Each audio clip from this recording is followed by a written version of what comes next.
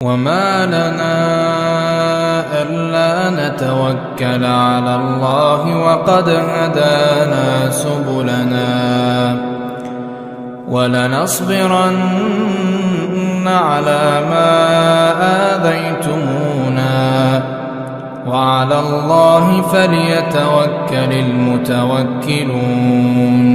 Nah, sekarang kita kembali kepada permasalahan fikih dari hadis ini.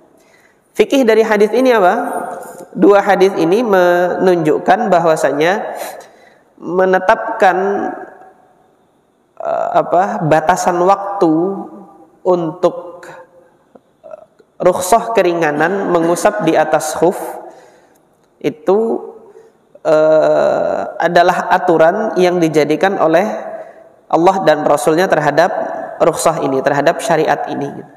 Artinya dalam mengambil rukhsah ini ada aturan batasan waktunya, tidak secara mutlak.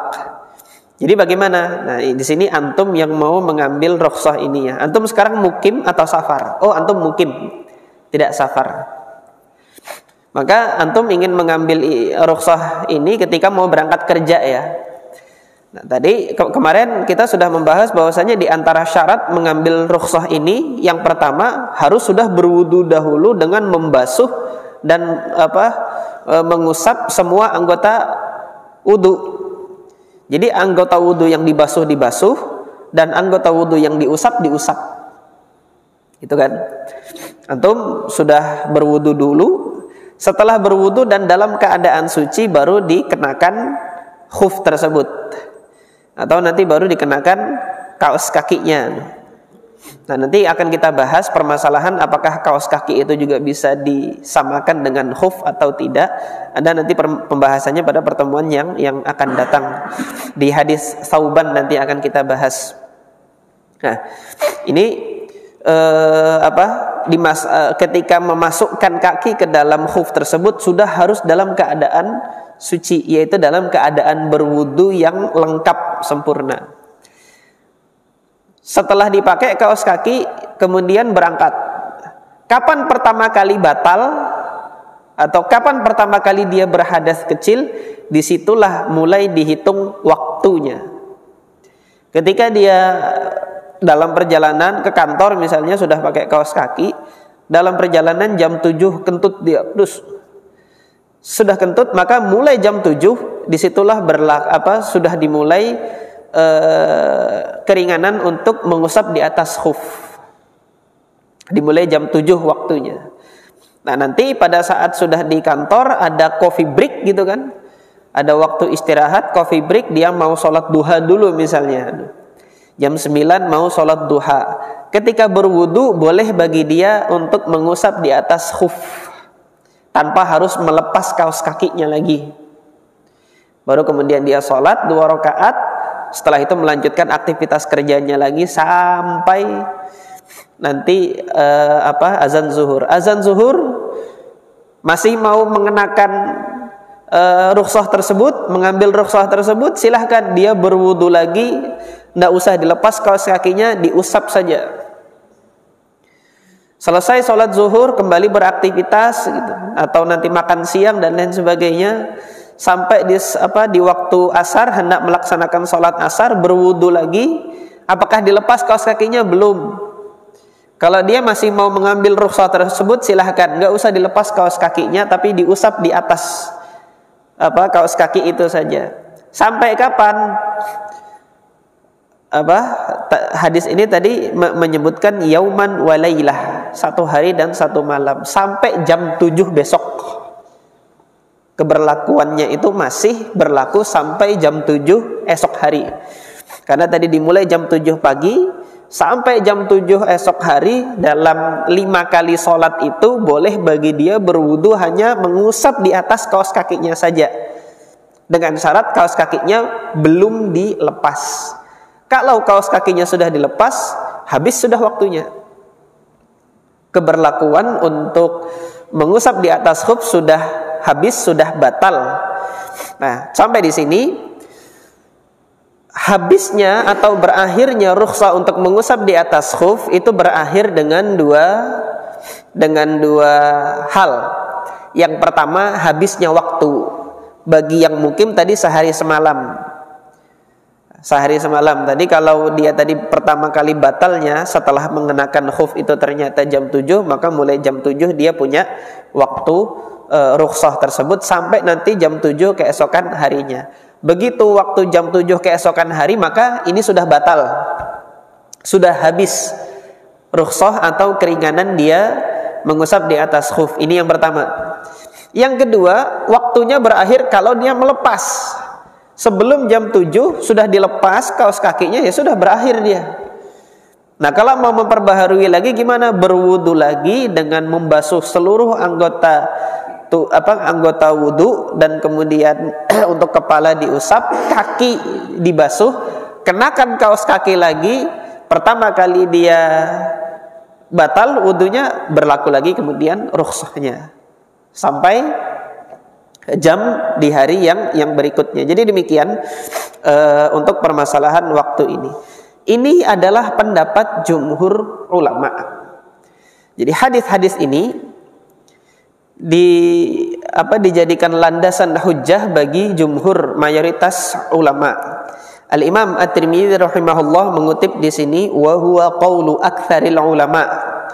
Ini adalah pendapat terbanyak dari kalangan sahabat, dari kalangan ulama, min ashabin Nabi sallallahu alaihi wasallam. Mereka terdiri dari sahabat-sahabat Nabi, wat tabi'in, dan para tabi'in, wa man ba'dahum minal fuqaha, dan pendapat mereka yang setelah tabi'in ini dari kalangan para ahli fikih.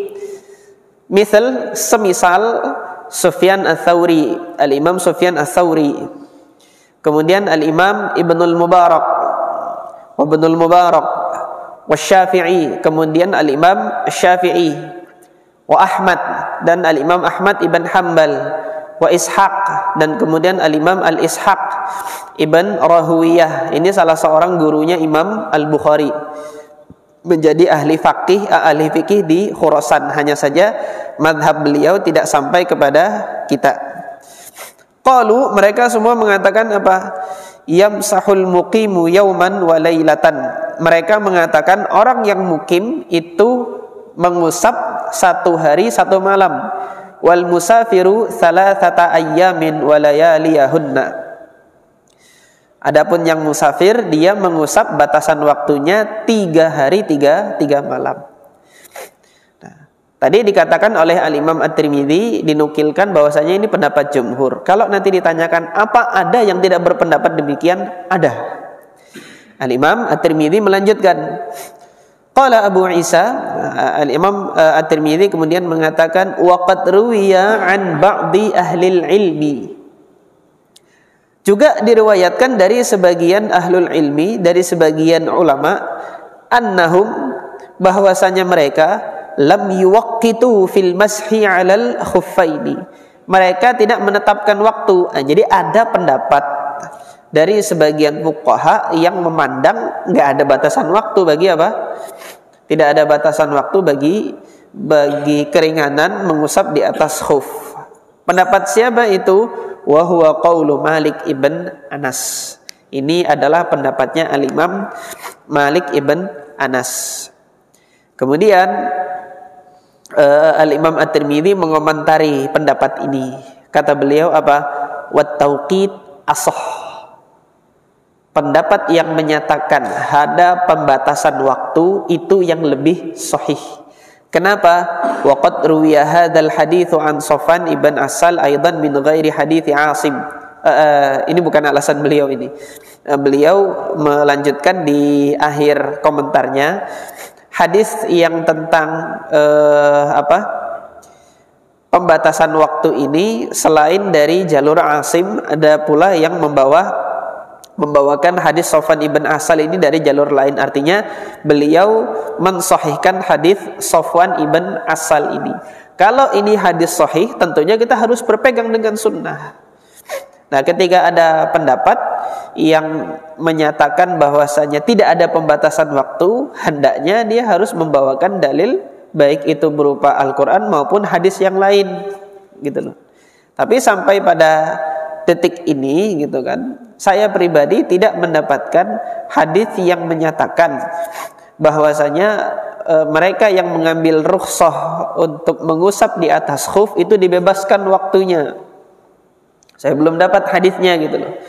Justru hadis yang ada menunjukkan adanya pembatasan waktu. Bagi yang mukim itu 1 hari 1 malam, bagi yang musafir itu 3 hari 3 malam. Oleh karena itu Al-Imam At-Tirmidzi mengatakan wat tauqitu ashah, pendapat yang menyatakan pembatasan waktu untuk khuf itu lebih sahih. Di samping sebagian besar para salaf dari kalangan sahabat, tabi'in, dan kemudian para fuqaha setelahnya berpendapat demikian, hadis-hadisnya yang sampai kepada kita itu telah ditetapkan kevalidannya atau kesahihannya oleh para a'immatul hadis di kalangan para salaf. Nah, ini yang dijadikan oleh syariat kita terhadap aturan penetapan waktu bagi apa? Bagi mereka yang mau mengambil rukhsah. Hendaknya nanti mereka memahami fikihnya ini. Bagi yang mau mengambil rukhsah ini, silahkan nanti siapapun profesinya, siapapun muslimnya dan apapun profesinya, ketika ia ingin menggunakan rukhsah ini silahkan. Nah, diperhatikan dia mukim atau musafir.